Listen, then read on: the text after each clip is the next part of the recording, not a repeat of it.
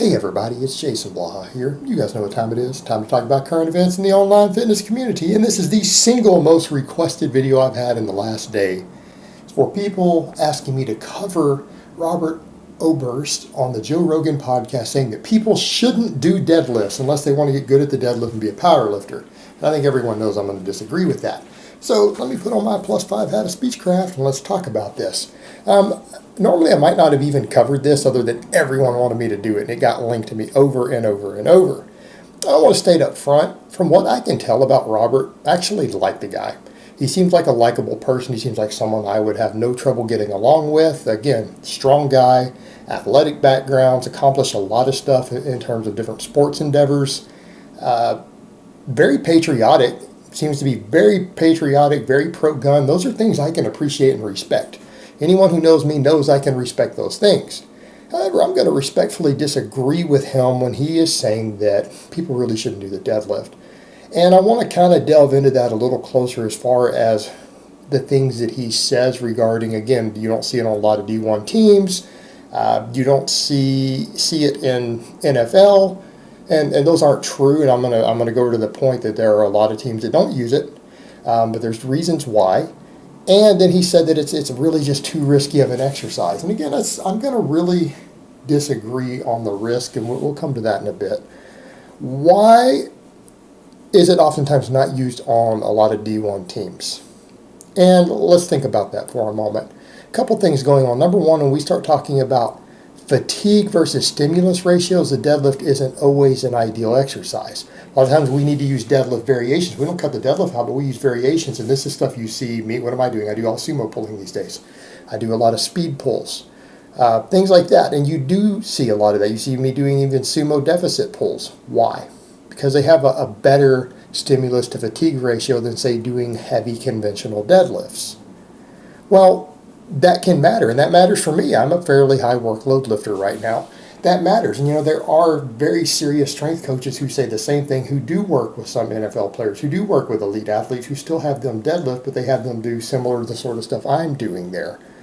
But that's oftentimes an issue. As far as some sports teams doing a straight-up conventional deadlift, you don't see it that much. You don't see it at the D1 level in football. You don't see it at the NFL.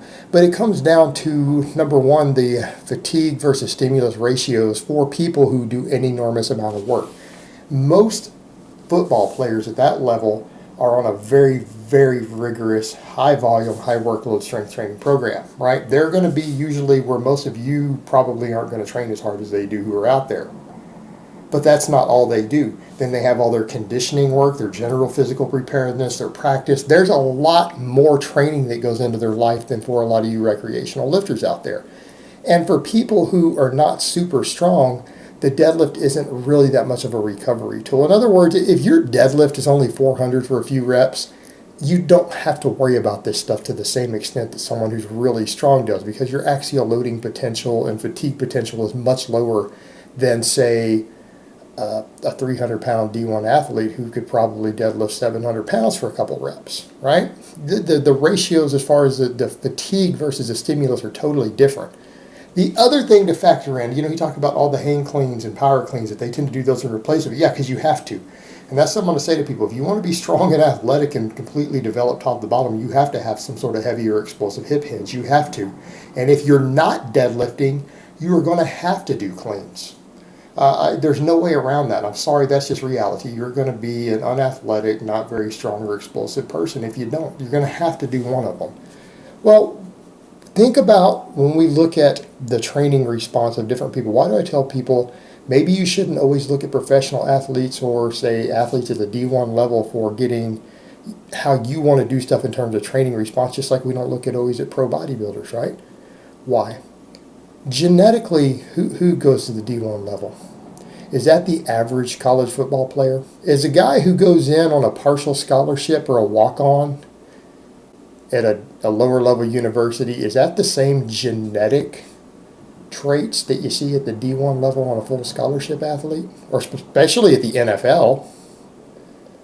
Who do you see pre-selected? We all know this. People with a fast twitch muscle fiber dominance. See where we're going with this? Do you think that maybe they get more out of a power clean or a hang clean than the average trainee does, who has a more even distribution of muscle fibers genetically? They get more training response out of it. And here's what it comes down to. You'll see a lot of coaches will point this out who work with athletes who do all these, right? Who have people both clean and deadlift. When you start looking at people's raw strength potential after they've been training a little while, what do you usually see in terms of athletic ability and, again, vast muscle twitch fiber dominance?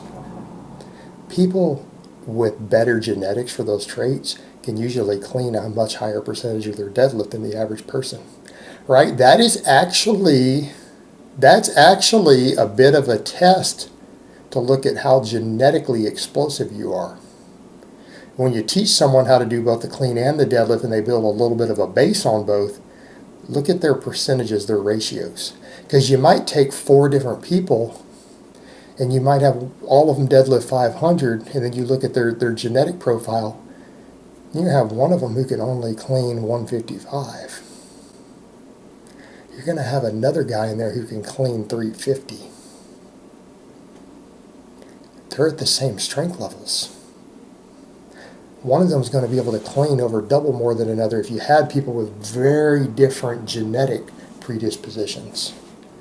They're going to be able to utilize a lot more weight at the same strength level on a clean if you are predisposed genetically to explosiveness.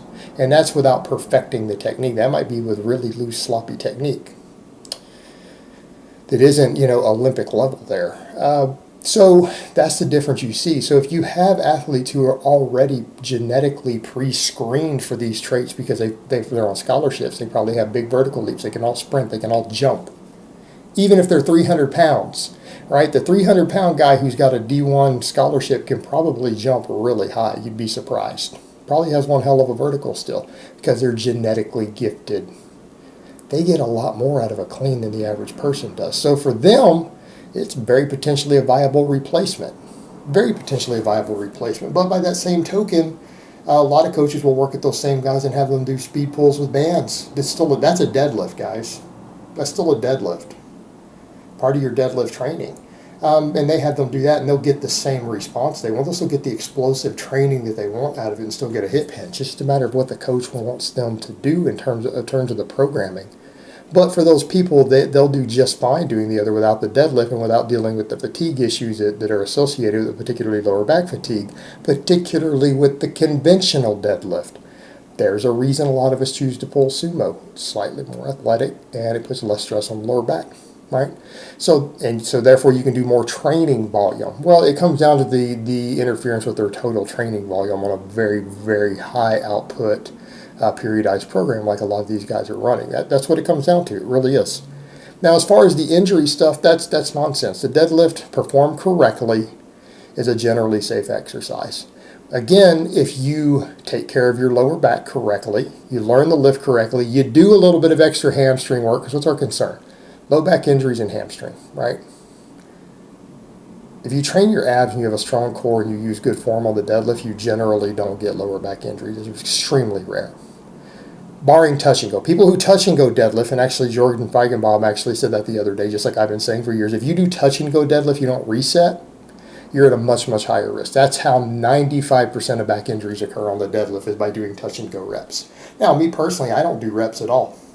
I don't even want to program for any of my clients. I don't program rep work. We do singles. I don't have people do reps at all on the deadlift. You might take short breaks, really short breaks between sets of singles, but I don't let them do rep work. And that's for a reason. That's how you get hurt on the deadlift. So what we're coming over to there is bad form, bad technique, muscle weaknesses. Right? Arm bend on the deadlift is how you get hurt. Arm bend, particularly with a mixed grip.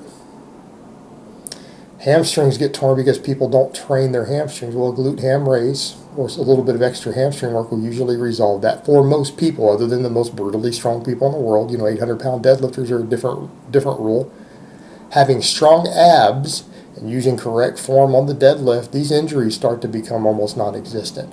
They become exceedingly rare for people not on drugs, if you pay attention to those factors. So when you have a guy like him who's going to say that, well, people just shouldn't do it. Well, your reasoning is faulty. Number one, you're coming from a sports background where people are brutally strong. They are abusing large amounts of drugs. You're doing oftentimes variations of those deadlifts that are not the safest variations for your back and other stuff, such as, again, a shorter range of motion stuff where you can use a heavier weight than you could pull off the floor.